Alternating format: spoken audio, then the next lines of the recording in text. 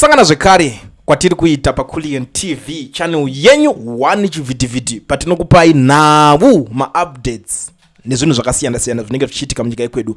Kana tichinge tasangana kudai ndoziva kuti pane zvinhu zvakawanda zvekuti vanhu vanenge vakatarisira, but inini ndiri gentleman handigona kutenderera ende ndiri 1 gig ndoremerwa. So nyaya iri panapa yakamira kadai. So munoziva muchinda uyo anonzi maoko mumasarera anozivikanwa achinzi Traore finally azopiwa bail. Ndo nyaya iripo, mari yechibatiso kureva kuti Traore akutongwa achibva kumba achienda chinotongwa achibva kudhena achienda chinotongwa achibva kumba. Ndo mamirira aita nyaya, ndo mamirira aita zvinhu. So tiri kuti chi -1 pamakomberedzi akasungirwa nyaya dziya dzekunzi udaita sei muda unodididi -1 ndo mamirira aita zvinhu.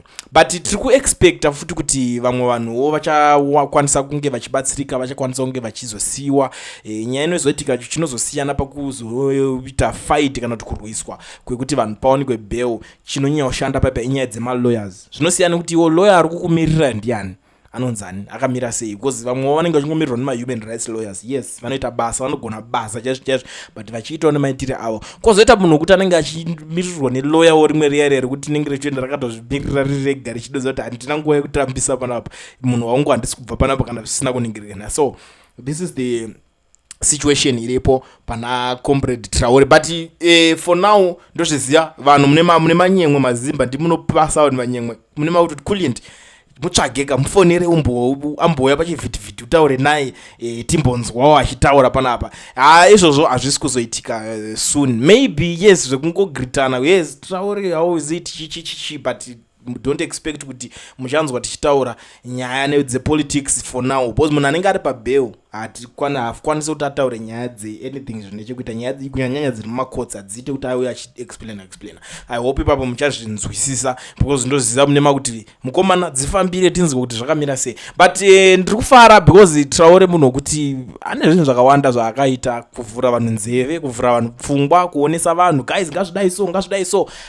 I'm so happy kuti mukomana azopiwa apiwa bail, and tikutarisira kuti vamwewo vakwanisa kunge vachipiwawo mabail. Ndoziva kuti kune vamwe vanhu vekuti vaitanga vari kuripota news vachiti Traore akazodai akazoonekwa vanhu chechiye vangatotrai kuwedzera kutoroverera Traore pamuchinjikwa.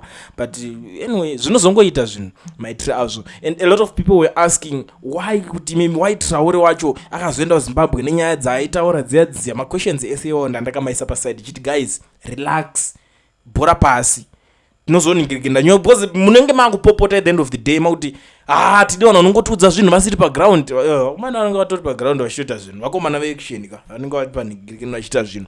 But handisida kuwaste time guys, ndiringokuzivisa because unozoti sometimes pane zvinhu vanhu kuti unongovunzwa moyo wako uchifara. So I'm happy, ndiri kufara baba. Traore chadzoka maoko mumasarira pachanakidza, zviuya zviti mberi, because izvezvi panga panetsa mutarisai zviri kuitika mastreets kuti Tagwirei une timu rake rinenge rakamirira vari kuitawo zveutagwirei, Tungwararawo ane varakashi vake vari kuitawo nezvatungwararawo vachingoenda vakadaro.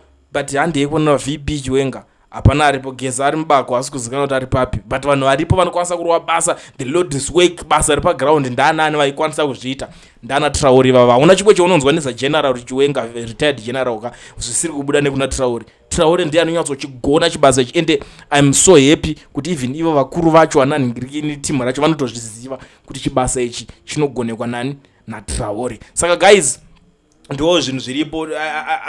Ndiri kushuwirawo kuti kuna nyoka yemabhunu kuitikawo the same, mukomana aregererwawo, vakomana ngavaregererwa vadzokere kumhuri dzavo. Kana pane zvimwe zvinhu zvinoda kuzoningirikinawo, kana even kuri kunzi munhu kumbira regerero kuti uzoningirina wakabhaizira ningi, havasi vanhu vekuti vakaoma musoro stirek, vanongazongoti habo pakabhaizika handiti mazvona. So ndonyaya yandangoti ndingopfura nayo nepanapa ndichikuzivisai mhuri yeZimbabwe. Kana pane zvimwe zvinenge zvazouya muchandoona ndadzoka panapa, ina ndotumwa ndototauya nchimhanya ndega panapa. Coolian TV team BAT asi vanhu vachishamisika.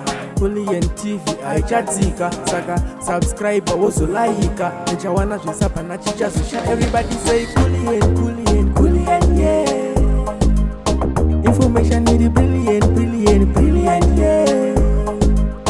Everybody say Coolian.